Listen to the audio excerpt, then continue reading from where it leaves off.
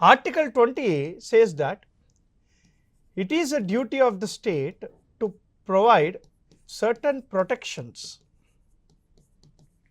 to convicted persons.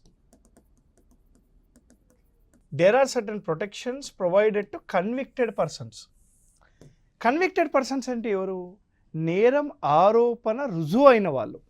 అంటే ఎవరైతే ఆరోపణ రుజువు అయిపోయి జైలుకి వెళ్ళారో వాళ్ళని కన్విక్టెడ్ పర్సన్స్ అంటారు. కోర్టు వాళ్ళు తప్పు చేశారు అని చెప్పేసింది అనమాట.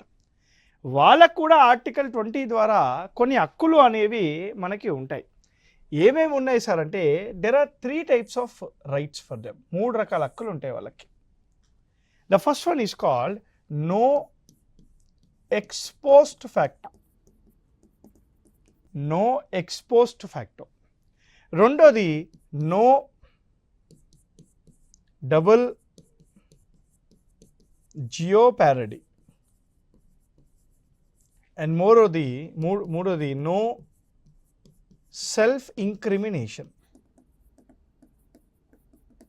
No self incrimination. మనకి దెర్ ఆర్ 3 types ఆఫ్ 3 రకాలుగా హక్కులు కన్విక్టెడ్ పర్సన్స్ కనే ఉంటాయన్నమాట. దానిలో ఫస్ట్ వన్ ఏంటంటే నో ఎక్స్పోజ్డ్ ఫ్యాక్టో. అంటే మీరు నేరం చేసినప్పుడు ఏ శిక్ష అయితే చట్టంలో రాసుందో ఆ శిక్షనే ఇవ్వాలి. చట్టంలో ఏవైనా మార్పులు వస్తే ఆ మార్పులు అనేవి మీకు సంబంధం లేదు. మీరు నేరం చేసినప్పుడు ఒక చట్టంలో ఉండే శిక్షే మీకు వెయ్యాలి అని అంటుంది no ex post facto. No double jeopardy. ఒక్క నేరానికి ఒకే శిక్ష, ఒక్క నేరానికి ఒకటి కంటే ఎక్కువ శిక్షలు వేయకూడదు అని అంటుంది మనకి నో డబుల్ జియోపారడీ.